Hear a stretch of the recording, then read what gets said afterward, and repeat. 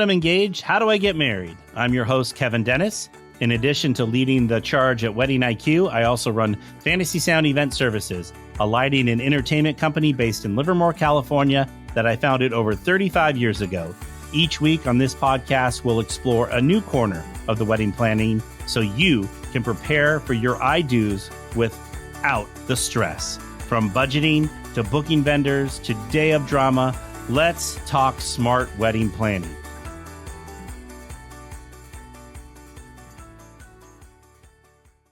Welcome to another episode of Now That I'm Engaged, How Do I Get Married? So we have our amazing guest with us today, Dan Baker, who is banquet captain extraordinaire, manager, all the hats, all the hats. Everything We're that going to comes find with out. it.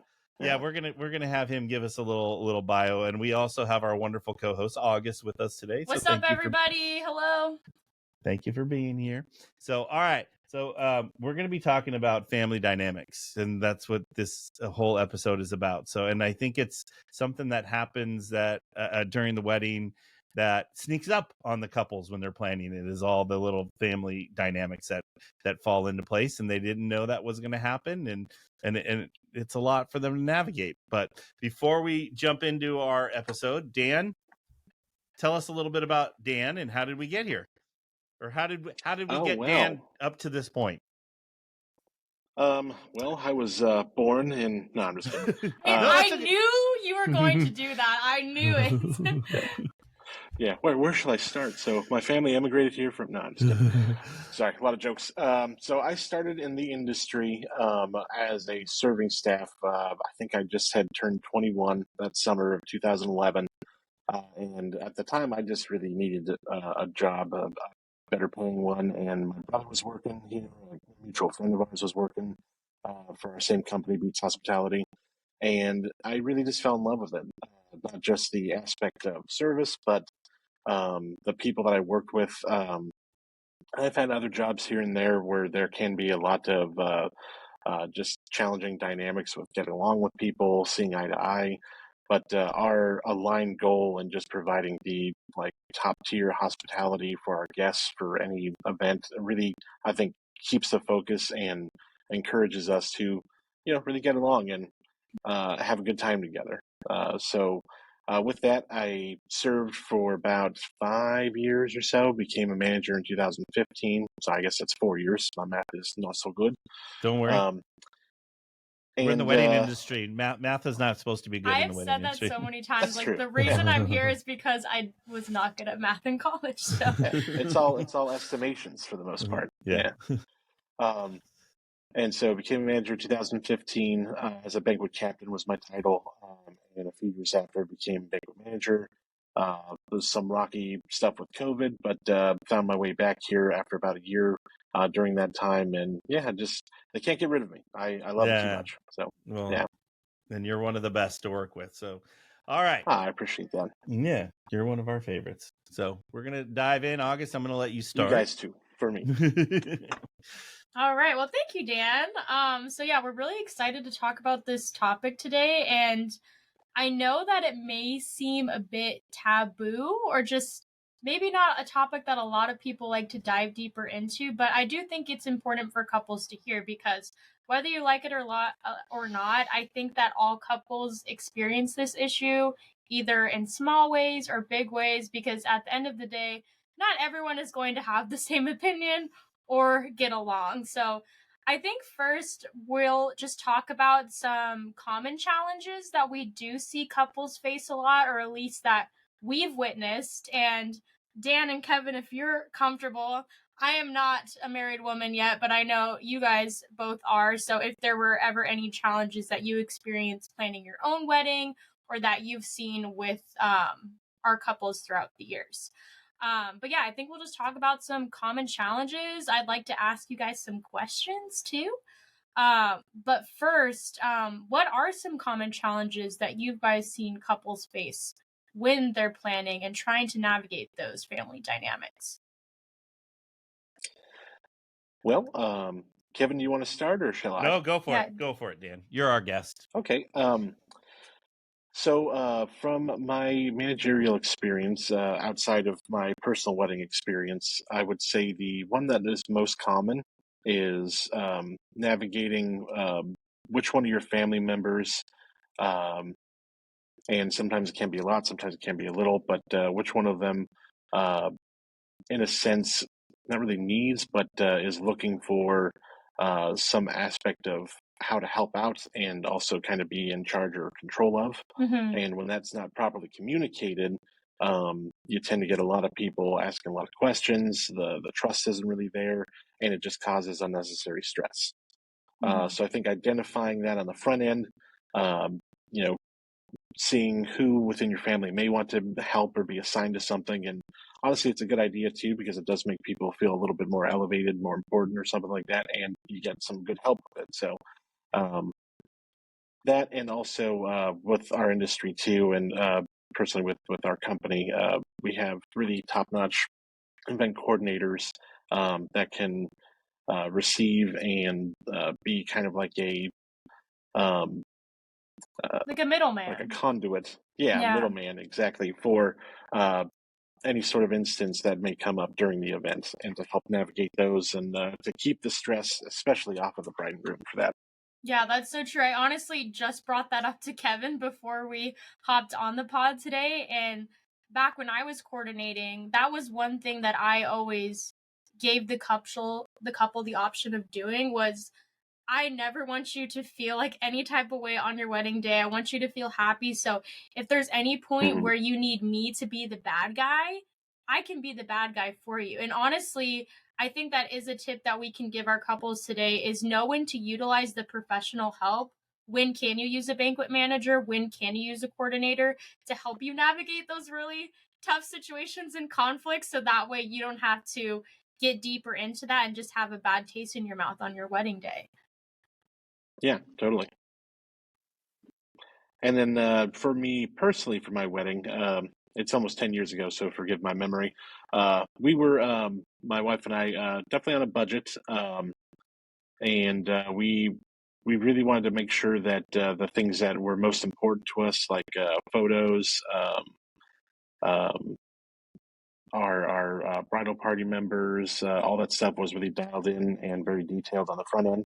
Mhm. And other stuff, we almost kind of just had running lists of what was most important to us and what we, could compromise and not be upset if things were slightly changed or altered. So I think it's good to have something of that nature too. So you're not surprised by anything, and also not upset if there's certain changes or something that appeal more to others than they do to any other people. Yeah, I was thinking back to my wedding, and one of the things is just like who people wanted to invite to the wedding at one point. It's just like don't just let them invite them. At one point it was I didn't want to die on the hill for that. But then it was like when these my family member or my parents or whoever invited these people to the wedding, and then they didn't RSVP is like come on, Ooh. Mm. that was it's like so getting them to like hey, call your friend and see if they're coming or not, that kind of thing. And then the other thing that was really really fun and hard is the doing the table layout, like where everyone was going to sit, because Yeah. that Mm. made that because my mom wanted people here and my mom didn't want to sit next to that group of people. It was just like, oh my god, it But was I guess that. kind of with what Dan was saying, like, was the seating arrangements like something you could compromise on? Like, did it really mean a lot to you to have people in certain spots? No, I just wanted my family close, like Hmm. in those first couple tables, because we did a sweetheart table, but then it was like at one point, it was just like, it wasn't important, but it was more of a stress. Yeah, I guess the best way to Yeah. look at it. Yeah. Mhm. So the worst part, I'll never Yeah. forget it. And Dan, do I you feel like on your wedding day that, the things that you made a larger priority, do you felt like you had to compromise on those things, or was your family pretty respectful with you and your wife's wishes? Yeah, I feel we were very fortunate. Both of our families are pretty laid back, and Mm-hmm. we all have a nature of kind of just going with the flow for things. So my wife and I were very able to kind of pick and choose exactly how we wanted our day to go, and it went pretty much like that. We also were very fortunate and blessed to have a lot of our family members just kind of jump in and assist with virtually everything from the setup to the teardown. And that's one point I really want to make and stress for any couples looking to get married is utilize your friends, your families to make sure that on your day that it is very much your day. It's likely going to be one of the few days in probably our lifetimes that we have the ability to really be the kings and queens of that day and not stress about VIP. anything, literally not lift a finger to do any work, but just have everyone else take care of it. So it's definitely important to have that because it feels fantastic. Oh yeah, I bet it It was so is, yeah. special.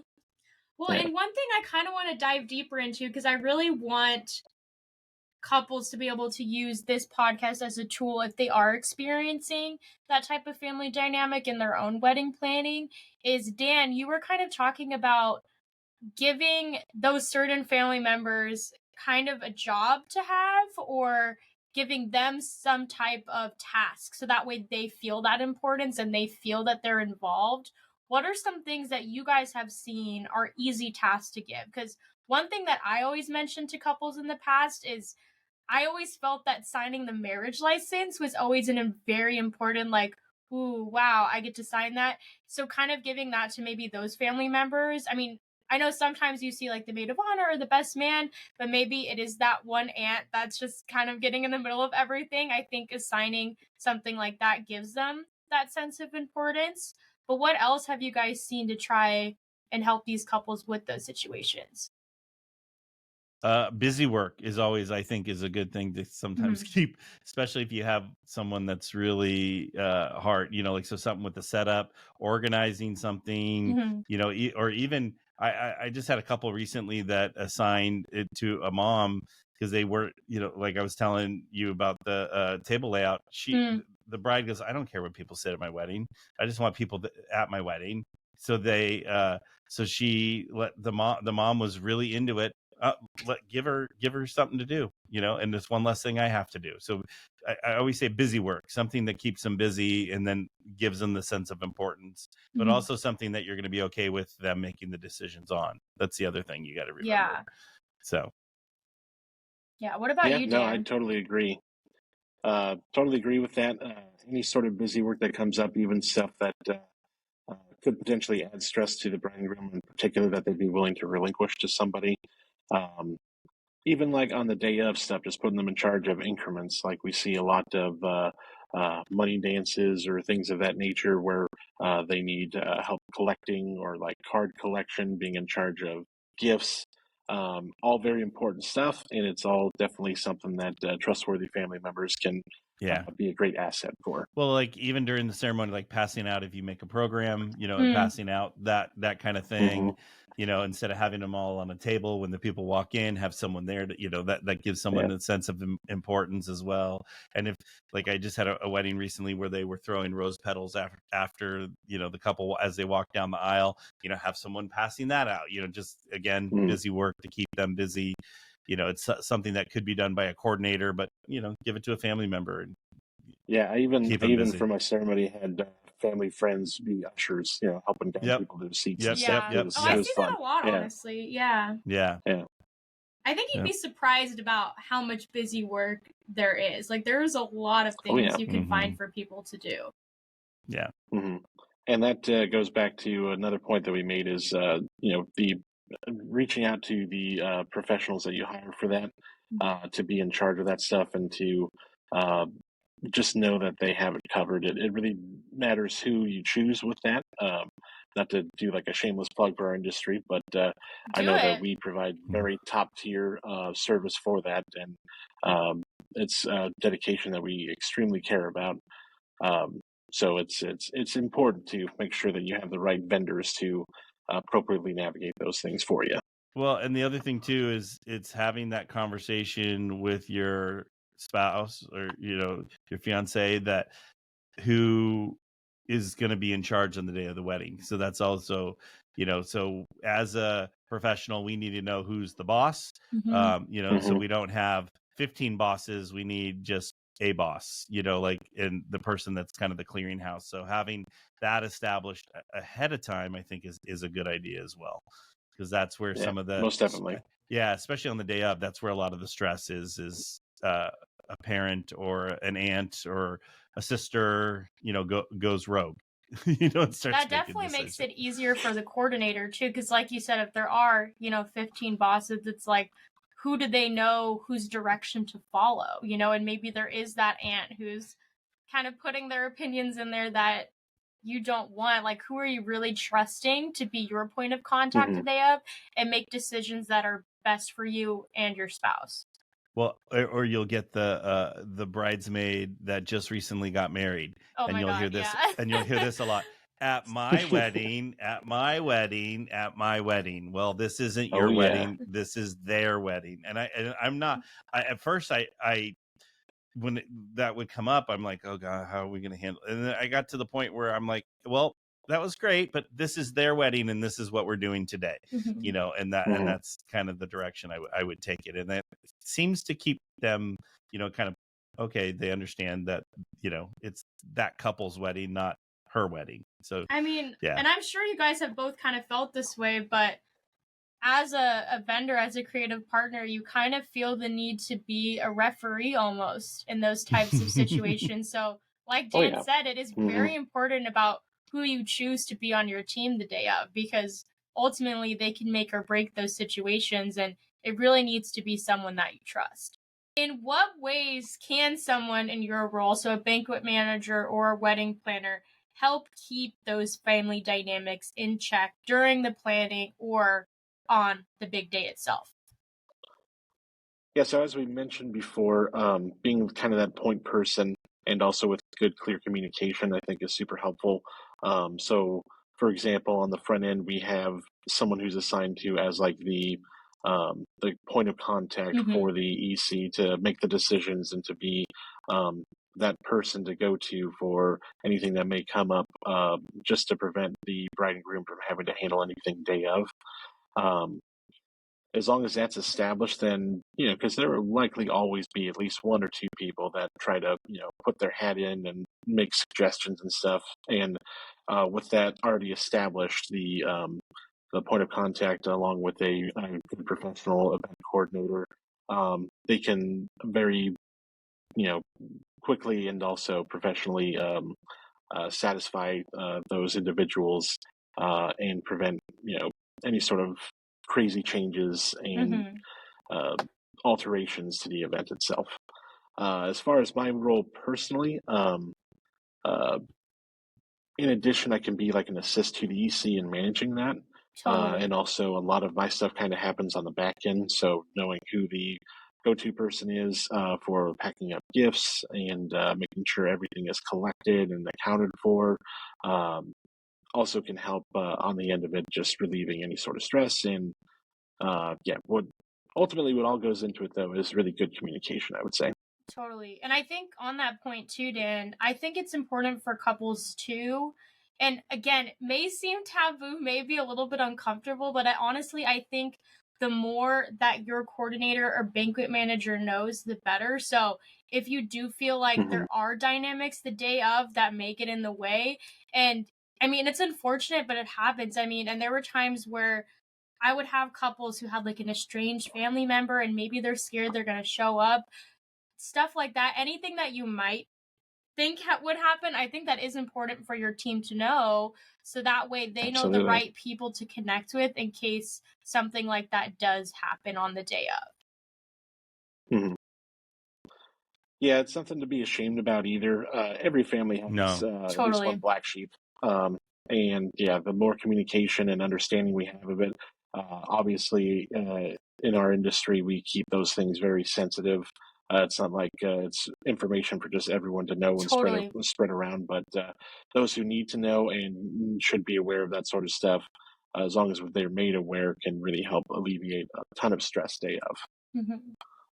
Yeah. Well, And I think it a lot of it too depends on the venue you pick. So it's easier at like the venue where Dan works because it's more of a private venue compared to having your Mhm. wedding at like a hotel where it's easy and your guests are mixing with the hotel guests. Like there's multiple avenues for people to sneak in. So, but yeah, but clear communication is the number one key there. So.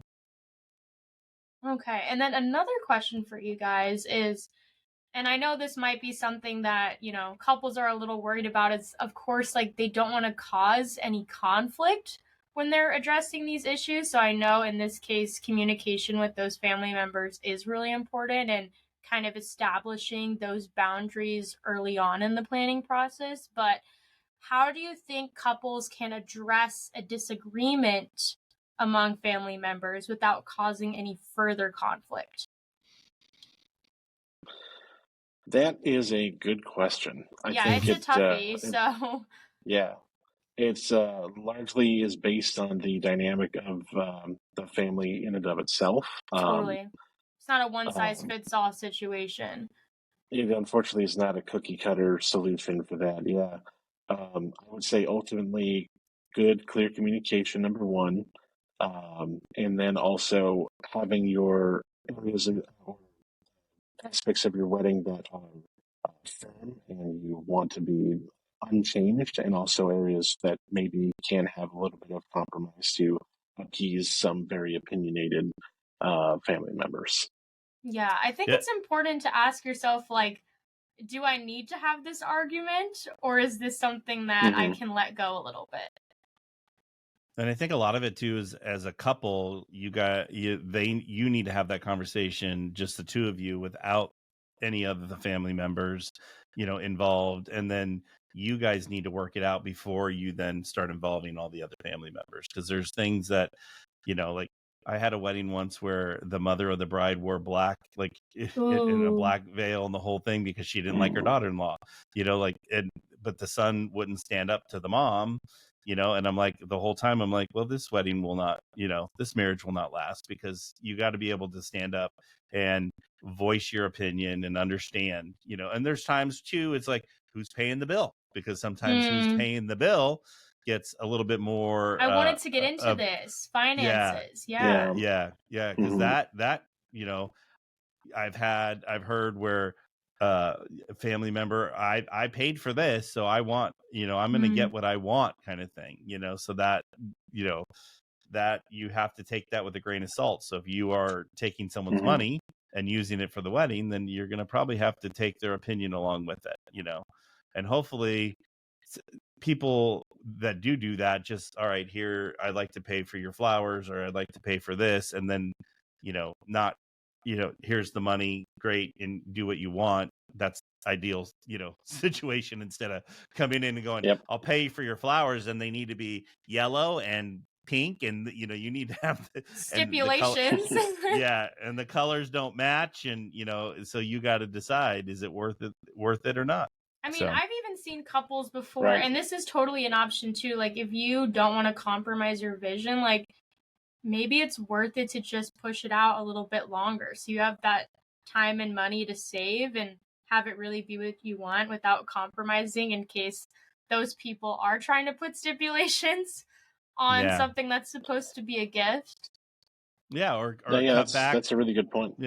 Maybe instead of, like, for the caterer, instead of having, filet with, shrimp and all the expensive stuff, do a nicer short rib, or, something that's a little bit more cost effective, like, totally. That's the other way, you're going to have to compromise there, as well. So anyway, there's lots of ways to handle it, but you as a couple have to be united in your decision, and you can't leave one of your your significant other out there to, die on the vine for you, so to speak. You gotta be a united front, because if you can't do it now, you're not going to be able to do it through your marriage, and it's going to be really difficult. Well, and I think too, like, I think it's important to not, like, put too much stress on that either, because if family dynamics exist now, they're going to keep on existing. So it's not like this is only happening because you're getting married. And like you said, Kevin, you have to stay a united front, because this will continually be an issue as you're merging your families and as you're becoming a family yourself. So just important to not stress about it too much, because it's always going to be there. Well, good Yep. point, because as you mentioned, that is like getting married is stressful, but then Mhm. the next part, like starting a family and having Mhm. kids, that's a whole nother level of stress and opinions. And you thought you got a lot of opinions for the wedding, times it by 4, Mm. 5, and that's what you get when it comes to having kids. Everybody, I mean, I remember ladies in the grocery store giving me advice about my kids, and just Like, like who are you? well, exactly, but it's just like, it's worse. So you got to prepare yourself as you move on in your relationship, be Maybe ready it's the for best this. time to practice that type of Yeah. boundary Yeah. is during the planning. So Yeah. That actually, I'm glad you brought that up, because that leads to another good point that I want to make too. Is that with that lady in the grocery store giving advice, like, who knows what her background is, but just because you've experienced it once or twice yourself doesn't make you necessarily an expert. So it's very important to make sure that you are seeking advice and counsel and the expertise of professionals. Mhm. Well, yeah, and the other, that's premarital counseling is a huge thing, and I really encourage people to do it, because it really does get you guys ready for going through marriage. But anyway, I was going to say too, like with the kids, is I have three kids, and all three of them are different. So if I tried to do what I did with the first one to the second one, it didn't work. So that it's, so you Mhm. got to be able to take, like, I love it when people give you advice. Well, you should do this because that would make her stop crying. No, lady, that will not make her stop crying. I know how that works. Or Yeah. back to the wedding. It's like, no, we know what we want. We know that we know what we want our guest. I think at the end, it's like the couples have to go into this is, how do you want your guests to leave feeling about your wedding day? And Totally. that should Mhm. be the way that you make and guide all your decisions. And if you go through that, like how some people do the welcome gifts at the hotel, like, Mhm. and it could be something simple like a bottle of water, a couple little snacks, something that's not, I remember we did them for our wedding, and it cost us less than $300 to put it Oh, together nice. between Mhm. Costco, and we had a lot of them too. It was just bottles of water, and the whole thing, and people commented on that like there was no tomorrow, Aw, like, so yeah. but it's just little things like that, having those little touches, I think goes a long way. Well, and I think, kind of piggybacking off of that, Kevin, I really feel like now the trend for weddings is for couples to create an experience for their guests. I feel like it's so much more Mhm. experience based, and it's like almost like you're competing with other couples. Like, I want my guests to walk away feeling this way, or I want them to take this away from the event. And I feel like that's definitely something we're going to see with 2025, 2026 couples. Well, it's funny when you Mhm. say that. I've always said that it's if you're one of your first in your friend group to get married, you have it the easiest. And Totally. if you're one of the last, you have it the hardest, because everyone then, all your other friends have gotten married, and they've done this or They done were the that. guinea pigs. Yep. And so you Yep. have to do it and make it even more different. And anyway, because you hear that a lot. My friend had this at their wedding. I can't do it at my wedding, and we got to do something Mhm. different. And so Well, and I it's all think that with kind that of too, stuff. it's like, yes, you can. I mean, I've Yeah, had that before. Like, I agree. I've had couples come in and be Yep. like, okay, like, we saw our friends had a French fry bar at their wedding. Like, does that mean we can't have it? I'm like, no, have your French fries. If that's what you really Yeah, of course want, they can. do it. And it's like, who cares if there's some of the same guests in attendance? Like, if that's what Yeah. you want from your wedding day, then just do it. Like, it's totally Yeah. up to Yeah. you and what you want. Yep. If you want to be different, just send it in a different location. If you want Yeah. to be basic, be basic. Like, Yeah. do what you want. So, Well, and it's funny too, because couples are going to find what's important to them. yeah. Is it the food? Is it the photos? Is it the flowers? Is it the decor? Mhm. Or the music? Everyone's going to have what's important to them. And I think too, couples, it could be different. They each have their own importance. So Yeah. that's the biggest thing. Yep, I agree. Identifying what is the most important is huge, and then rolling with it, and not being ashamed to stand up for what decisions you make. You feel free to salt and pepper, traditions, and uh, family or like engaging in family dynamics and whatnot. But yeah, ultimately, it's your day as the bride and groom, and you should have it the way you want it, in my opinion, anyways. Well, it's funny, Dan, you just brought up traditions, because that, I think, causes a lot of stress Totally. in the wedding planning, because at our family, this is the tradition and we have to do that. And maybe a bride doesn't, like I had a bride once, that the aunt would get up on a table or chair and lead the family in the YMCA, and it embarrassed her as a little girl. And she said, not on my wedding day, but it was to the point where the aunt was like harassing me to play the YMCA. And I'm like, ma'am, I've been told not to, and I'm here for the bride and groom, and I'm here for the couple, and I'm going to fulfill their wishes. Sorry, and kind of thing. But she threatened to unplug me and all kinds of crazy stuff. That's and kind I said, of well, the YMCA, like, yeah, that's yeah, well, no, that's kind of quite the hill to die on there. Well, she was ready to die on it, because this is something that she goes, I've done this at everybody's wedding. And I said, not at this one. It's not going to happen. So there's no playlist coming in clutch. Yeah. Well, that's really good for you to stand your ground too for that. But it was funny because the couple that all came from, to Dan's point, communication is the couple communicated this to me and prepared me for what was going to happen. They trusted you to do that for them. Yeah. And I fulfilled it. And that's what it, and that's like when it comes down to it, like having those clear communications, what you like and what you don't like, and knowing all that kind of stuff comes out. And it's easier for us to fulfill the couple's wishes when, when we have all the communication, all the answers, all the information. Well, and I'm sure there's also, cultural traditions to take into account as well. And I know big time.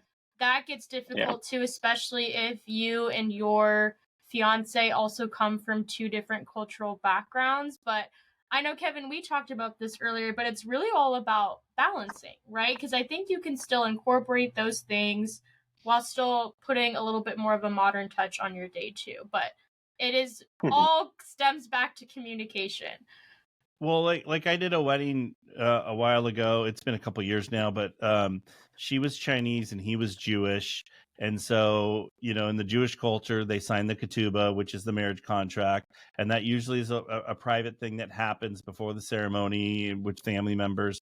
But this couple chose to do that tradition out in front of everyone else, so the Chinese side could see the Jewish tradition. Oh, that's cool.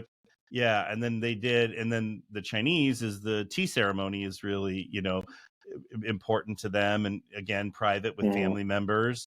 And so they chose to do that in front of everyone so the Jewish side could see it. And I think that's kind of a good thing, because then you're bringing, honoring the traditions, honoring the cultures, and blending them together. And I think, because when I mentioned that to some of my friends that are outside of the Bay Area, because we are in the Bay Area, and we are a big melting pot. So we have a lot of these, culture, different people marrying different, religions, different, all cultural, all the you name it, it's happening. Like I just did a wedding that he was Chinese and she was Indian, so honoring both of those traditions. And I'm pretty sure I was at that way. Yep. Well, I think it's really cool. It's really beautiful, and I really like that one you brought up a couple of years ago, because it's also just kind of showcasing the cultures to the family, because they are all family now. So it's really cool that they shared both sides with their guests. Yeah, and honoring both sides. Absolutely. Honoring. So. Yeah, that's a good point. I feel like in our day and age too, people might be a little too either afraid or concerned to maybe appropriate certain aspects of culture. But when you're going into it with the aspect of honoring what they are doing and what they're meant to do, it really is a special thing. Even for your guests who maybe never have experienced anything like that, can bear witness to it and enjoy it. So it's good to celebrate those things. Yeah, it was interesting. Like at the one I was just telling you about, is I heard some of the people talking, and you can hear them that was really beautiful. I never have seen that before. When they were, and it was the other side talking about the, the Indian like it's a way to, and the ceremony is long. It's an hour and a half, 2 hour long ceremony, but it was very beautiful for people to appreciate that culture and appreciate it all. So yeah, really cool. yeah. Okay, I think we should get into some top tips for our couples to take away from this episode. Well, I think Alrighty. I was going to say, Dan talked about it multiple times, establishing clear communication. I think that is the it most all comes important down to, thing. Yeah. I really do. It's really having that communication with your partner, communication with the family members. It's just establishing that right away. Yeah, I'm glad you structured it that way as well. It's definitely important to be couple first. They're the top tier. The communication needs to be established there first, and then it just trickles down from there. I agree. What about setting boundaries early? That's another good tip. Kind of coincides with communication. Oh, yeah. It really does. Mm-hmm. Yeah. I think setting boundaries, understanding where they need to be set is important as far as like, oh gosh, I'm kind of blanking on ideas. What do you guys think as far as what comes up frequently? Well, like I just did a wedding where the mom was in charge of this whole thing, and the bride wouldn't, and nor the groom would stand up to her. So the whole time, and all stuff. Well, it's funny because the planner and all of us is like, imagine what their married life's going to be like. They're not going to be able to buy a couch without the mom's approval. They're not going to be able to do anything without the mom's approval. They're almost giving permission. Well, 100%, so like they needed to stand up, even though the mom was paying for it, the wedding, but they needed to stand up to this mom from the get-go. And honestly, I think like you have a little bit of uncomfortability in the beginning. Like, absolutely. It's going to be a little uncomfortable to have those conversations with your family and to set those boundaries. But I think the little bit of uncomfortability you have early on is going to avoid a lot of stress and conflict, and maybe even more uncomfortability if you were just to set that from the get-go. Or worst case, % agree with that. Yeah, I was going to say getting, worst case scenarios, getting divorced because you can't stand your mother-in-law, making all these decisions. Because the whole time I'm like, this couple's not going to make it through their marriage because the mom is that involved, and you're letting her. And it's going to be a problem. So set boundaries early on. Yeah. And what about seek professional guidance? It really makes all the difference who your people are for your wedding, and who you trust to make your pretty much dream day come true.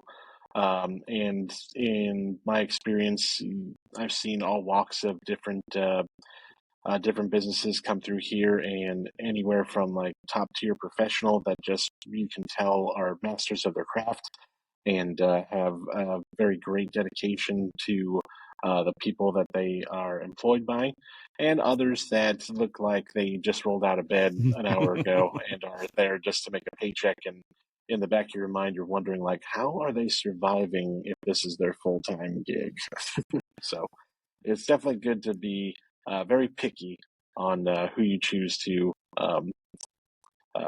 bring about your wedding day. It's funny. I have a thing, Dan, is if their email address is, flowers@yahoo.com or gmail.com, they're not professional and they don't do it for a living. Oh, that's an interesting. I've always felt that way because I run across creative partners that have at Yahoo, at Gmail, at whatever, or even worse, at Hotmail or at AOL email addresses. And I'm like, in this day and age, it's so easy to get a professional email that if you can't take the time to do that, how are you going to take the time to be professional at my wedding? I don't know why. So interesting. I've never thought of that.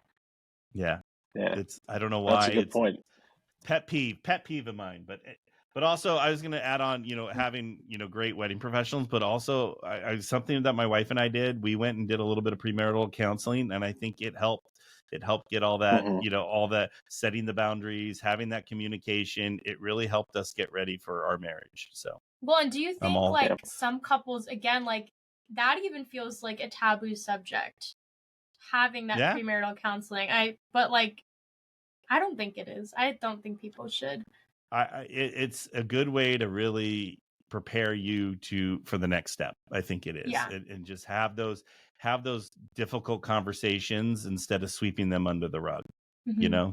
Yeah. Yeah. It really, really does make a difference. Yeah. Yeah. And So. counseling can be kind of like a buzzword for people. It doesn't mean that there's any issues, but it's No. in the Yeah, that's industry, what I was we trying to always say say, we yeah. want to be proactive instead of reactive.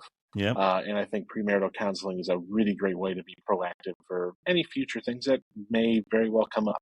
I like that, Dan. I like that. Yeah. Yeah. I like that analogy too. I always say be on the offense, not the defense. Mhm. But I'm a sports guy. So anyway. All right. Well, Dan, thank you. Thank you. It's been a pleasure. Oh, it's been my pleasure, you guys. Yeah.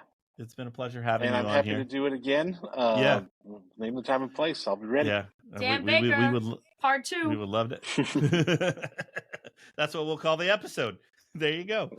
So, but Dan, real quick, how could if anybody wanted to get a hold of you, how do people get a hold of you? Oh, that's a great question. Professionally or personally? Well, professionally. Let's keep it professional. So you can reach me at dan@beatshospitality.com. The right email. If you The have right any email. questions, want any more advice, or just looking for any information, usually happy to pass them along. We're also, actually, would this be inappropriate to say that we're still currently hiring if anyone's looking for another gig? Not at all. Always looking for good people for that too, if that strikes your fancy. So, well, and I'm sorry if we didn't establish this early on. I can't remember, but Beats Hospitality is an event management and catering company, and they operate out of Costa Real and Palm Event Center, so 2 venues located in Pleasanton, California. And I have been working with them since 1992. I'm going to tell you that's how old I am. Believe it or not, that's the first time I met Reed. So I was just a young buck, young buck. Anyway, all right. So thank you, Dan. Like we said, also our listeners, be sure to hit the subscribe button on YouTube and give us all the thumbs up. Subscribe on wherever you are getting your Now That I'm Engaged, how do I get married fix. You messed that up twice today. I know. I don't. It's we're recording this on a Monday. That's why it's Monday. It's been a long weekend for all of us. Yeah. So. Yeah. And then also, if you have questions or topics that you would like us to cover, be sure to send us an email and to podcast@fantasysound.com. So, Dan, again, thanks for being here. It's been my pleasure, you guys. To our listeners, thank you for tuning in to another episode of Now That I'm Engaged, How Do I Get Married podcast, brought to you by Fantasy Sound Event Services. I hope you've enjoyed listening to this episode. Please get in touch with me if you have a topic you would like us to cover, or if you are struggling with your wedding planning. Please be sure to submit a question at podcast@fantasysound.com. I encourage you to check out our other episodes on Apple, Spotify, or wherever you listen to your podcast. And if you're a fan, we'd love if you would subscribe to the podcast and leave a review. It helps others find our podcast so they can learn from our guests too. And to everyone listening, happy wedding planning.